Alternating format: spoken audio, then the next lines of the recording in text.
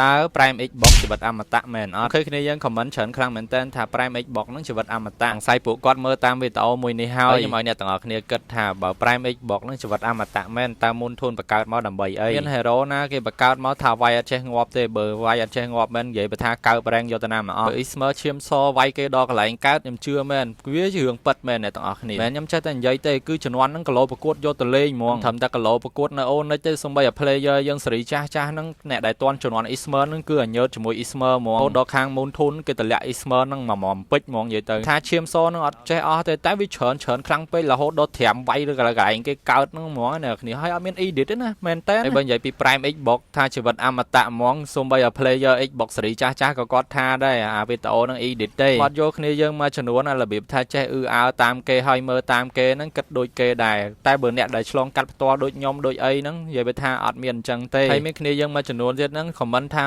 ឲ្យគេអត់ចេះពាក់កាត់ឈាមឬក៏អីទេអីប្រូហើយគិតថាគីឡូប្រកួតគេហ្នឹងអត់មែនដែលថាអត់ចេះពាក់កាត់ឈាមកាត់អីហ្នឹងស្គាល់ពាក្យ Prime ហ្នឹងបានន័យថាចំណុចកំពូលរបស់ hero ហ្នឹងការវានៅខ្លាំងហ្មងមែន Ismer ឥឡូវទេ Ismer ឥឡូវ hero អីក៏វាយឈ្នះដែរចង់ផ្ដាំទៅគ្នាយើងមកចំនួនទៀតហ្នឹងកុំតាមគេពេកបើខ្លួនឯងមិនទាន់ឆ្លងកាត់ផ្ទាល់ផងនិយាយថាអូយ comment ដូចអ្នកចេះដឹងអញ្ចឹង brother ថាគេអត់សូវចេះលេងហ្នឹងបានន័យគីឡូប្រកួតចំនួនមុនហ្នឹងអន់ពេកអីអ្នកគ្នាត្រូវការដាក់ពេកអីកុំភ្លេចសាក់ top up